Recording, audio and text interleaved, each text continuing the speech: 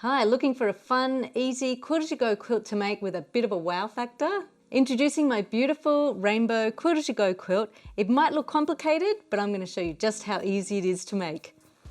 In this video, you will learn how to assemble the block, how to use decorative stitches on your machine to embellish the blocks, and also how to quilt the blocks. This pattern can be made as a lap, single, or queen size quilt. And if you'd like all of the detailed instructions, the pattern is available as a PDF purchase on our website. And it's also one of the quilts that feature in my book called Quilt-as-you-go with the easy cover strip method. There are no tricky curved seams with this block.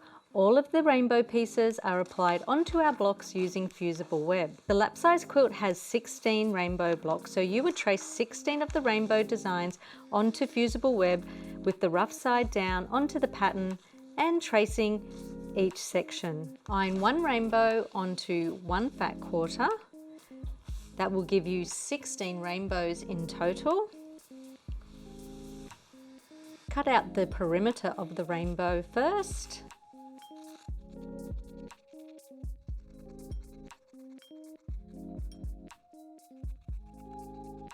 And then cut out all of the separate sections. There's a lot of cutting out to do, so using a nice light-handled pair of scissors is going to make this job a lot easier.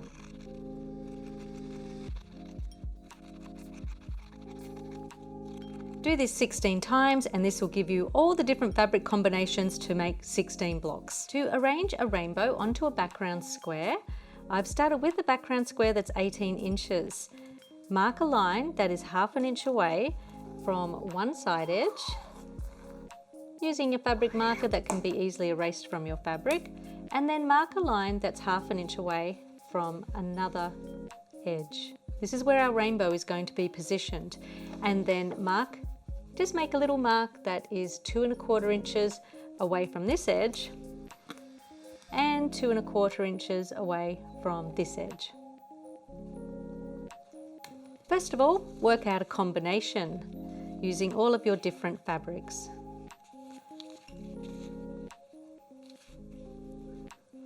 Once you are happy with the arrangement, it's now time to fuse them in place. Peel away the paper backing from each of the shapes and arrange them onto the block, and we're going to overlap each piece by about 1/8 of an inch. Here's a trick for removing the applique paper on the back.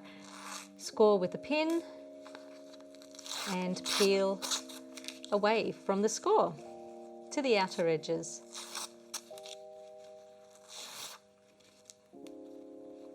Position the first section of the rainbow and align it with our lines that we marked that was ½ an inch in from those edges.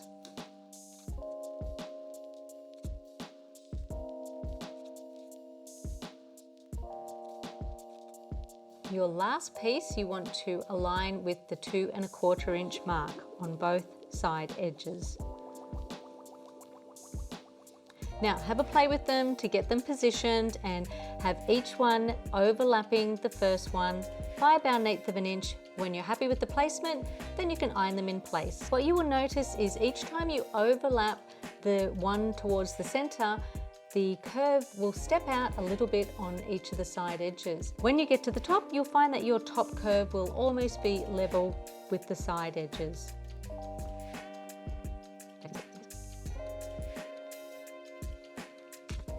And here's our first rainbow all ready to start stitching. Now, if you do want to, don't forget you can always use an applique mat on top of your shapes to protect your iron from any glue that may squeeze out from underneath your applique shape. Now, if you're wondering why I've overlapped the curved edges by 1/8 of an inch, that's so that we're only going to have one raw edge to cover with the stitching. Now at this stage you could stitch the raw edges with a blanket stitch or a zigzag, or you could add some pizzazz by using the decorative stitches on your sewing machine. So to do this, you're going to need some medium weight Tearaway. We're going to place this underneath the block to stabilize it. You'll know that it's Tearaway if it tears in both directions. You'll need some embroidery threads, bobbin fill for the bobbin, an open toe foot or a clear foot with a groove underneath. That's going to help your foot to slide nicely over the embroidery stitches and prevent bunching up. And you'll also need a size 75 machine embroidery needle. That's a nice sharp needle and it has a slightly larger eye to help your embroidery threads to slide through, therefore giving you less breakages. You'll also need a sample piece so that you can test your stitches. Now every sewing machine is different, so just have a play with all of your decorative stitches and have your machine manual close by. Don't be afraid to play with the length, width and tension. Your top tension should be on a low number to provide a nice full stitch on the top. There should be none of the bobbin thread showing on the top, but you should be able to see some of the top thread on the underneath. Once you're happy with your stitches, write down the details next to the stitches on your sample. Machine embroidery threads can be quite slippery, so if you find that they are slipping and snagging and your threads are breaking all the time, you might need a thread stand. So something like this would just sit behind your sewing machine and then you would just thread it up in the normal way. But if you don't have a thread stand, I've got a really great trick to show you using a glass, some sticky tape and a safety pin. First of all, use the sticky tape to stick the safety pin to the lid or top edge of your sewing machine. Now we're going to put the thread in the glass and I'm just going to pop that glass behind my sewing machine and then I can thread my sewing machine up, putting the thread through the safety pin. And now all I have to do is just thread my machine up as normal. And you'll see on the back, the thread just easily glides out of the cup. Make sure the thread is sitting upright and then you won't get those snags as you're sewing. Just make sure that you keep the safety pin away from the wheel on the side of your machine because you don't want the thread to, get tangled in with that wheel. So time to start sewing. Now, don't be afraid to play with the stitches on your sewing machine. That's what they're there for. It's really not hard and it really is a lot of fun. The first stitch I'm going to show you is the bead stitch. The most important thing is with any of these decorative stitches, never push on your work, just let the machine take it through at its own pace. That way you won't end up with any distorting in your stitches. Line up the raw edge in the center of your foot and start sewing.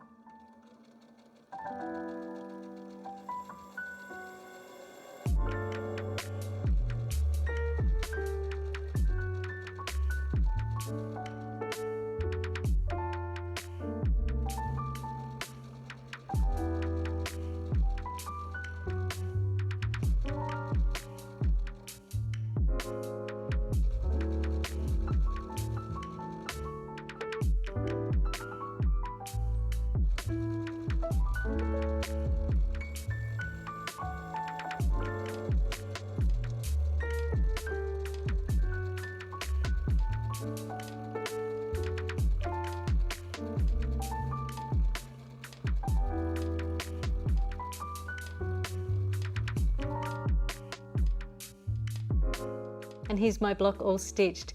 Now, don't be too critical on yourself. There's so much going on with this quilt that if there's a little bit of distortion in your stitch, nobody's even going to notice it. Now, carefully remove the tearaway. Due to the nature of some of the stitches, you may find that the tearaway may stay in a little bit, but that's fine. Carefully press your block with a cloth on top. And make sure that you use good quality threads as cheap threads could melt under the iron. Layer your block together with the batting and backing fabric and hold together with quilt basting spray or safety pins. In this block I'm going to be using Hobbs double-sided fusible cotton batting. And I'm also going to be joining the block together using my easy cover strip method, so that's why my batting is cut 1/2 inch smaller all the way around the edge. Even though I'm using fusible batting, I always like to just pop a couple of pins in each of the corners.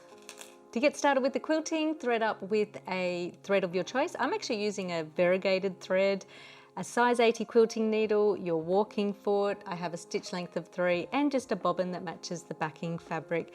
Now to do the quilting on this, it's going to be really simple. We are just going to echo our curved embroidery stitches, and to do this I'm just going to use the edge of my walking foot as a guide. Just use the widest part of your walking foot as a guide. We're just going to run that along the outer edge of the embroidery stitches. We're going to do that on both sides of the embroidery stitches, and we're going to start on our middle row and work out to either edge.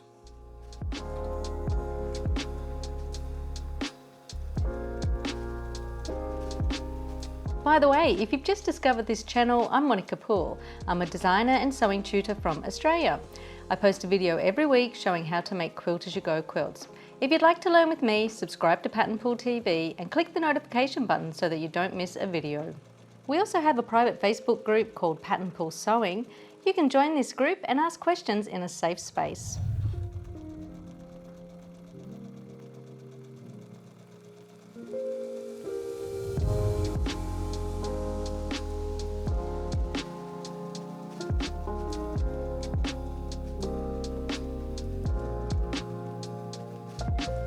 I sewed an extra row of stitching close to the top edge, and I also sewed some extra echo quilting in the smaller section of the curve. In the pattern I mentioned some free motion spirals just to fill in our blank corner.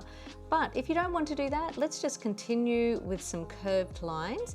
I'm going to make them spaced 3/4 of an inch apart. You could make them an inch apart if you wanted to. And to do this, I'm just going to use my ruler. You may have a guide with your walking foot that you can manage the spaces, but I just like to mark, and I'm using my Sewline marking pencil, and I know that this will rub out once I've completed the stitching.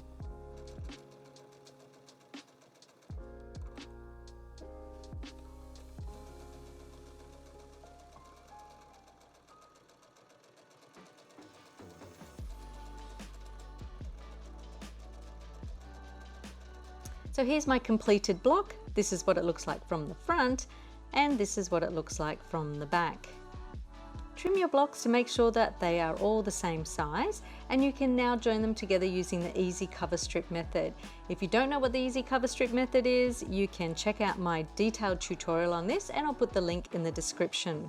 So you may notice that the applique doesn't finish all the way to the edge, and my stitches, sometimes I haven't reversed at the beginning and at the end of each stitch. Those bits will get caught in the seam of the easy cover strip method, but if you did want to use the joining strip method, you could just trim your block back, make it a little bit smaller, and join it together with, as I said, the easy cover strip method. I also have a detailed tutorial on that, and I'll also put the link for that in the description. I hope you enjoyed this video. Thanks for watching. Bye.